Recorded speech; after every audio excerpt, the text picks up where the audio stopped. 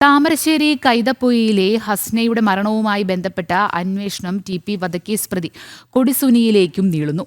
അതോടൊപ്പം കൊടിസുനി വയനാട്ടിൽ നടത്തിയ പാർട്ടിയെക്കുറിച്ചും പോലീസ് അന്വേഷണം നടത്തുന്നുണ്ട്. യുവതിയുടെ ശബ്ദരേഖ പുറത്തുവന്നതിനു പിന്നാലെ ആദിലിനെ രണ്ടാം തവണയും ചോദ്യം ചെയ്തു.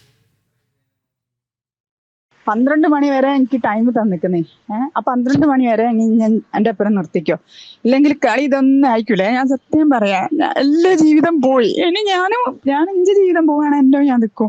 കൊടിസുനി മുതല് ഷിബു വരെ കുടുങ്ങും. സത്യമായി ഞാനിത് എനിക്ക് അറിയുന്ന എല്ലാ വിവരങ്ങളും മടിക്കുന്ന ലഹരിന്റെ വരെ ഞാൻ എല്ലാം വെളിപ്പെടുത്തി സോഷ്യൽ മീഡിയയില. പോലീസ് സ്റ്റേഷനിലൂടെയല്ല എങ്കിൽ രക്ഷപ്പെടും.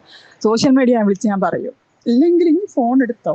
കഴിഞ്ഞ ദിവസം ഹസ്നയുടെ ശബ്ദ സന്ദേശം പുറത്തുവന്നതിന് പിന്നാലെ ഹസ്നയുടെ മരണവുമായി ബന്ധപ്പെട്ട് ടി.പി. വധക്കേസ് പ്രതി കൊടിസുനിയിലേക്കും അന്വേഷണം നീളുന്നതായാണ് ലഭിക്കുന്ന സൂചന.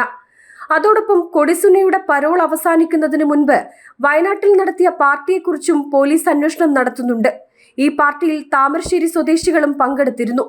ശബ്ദ സന്ദേശത്തിൽ യുവതി കൊടിസുനിയുടെയും ഷിബുവിന്റെയും പേര് പറഞ്ഞതിന് പിന്നാലെയാണ് അന്വേഷണം ഇരുവരിലേക്കും വ്യാപിപ്പിക്കുന്നത്. കഴിഞ്ഞ ബുധനാഴ്ചയാണ് ഹസ്നയെ മരിച്ച നിലയിൽ താമസ സ്ഥലത്ത് കണ്ടെത്തിയത്. വിവാഹബന്ധം പിരിഞ്ഞ ഹസ്ന കഴിഞ്ഞ 8 മാസമായി ആദിലിനൊപ്പമാണ് താമസിക്കുന്നത്. മരണത്തിൽ ദുരൂഹതയുണ്ടെന്നാരോപിച്ച് കുടുംബം അന്വേഷണം ആവശ്യപ്പെട്ടിരുന്നു.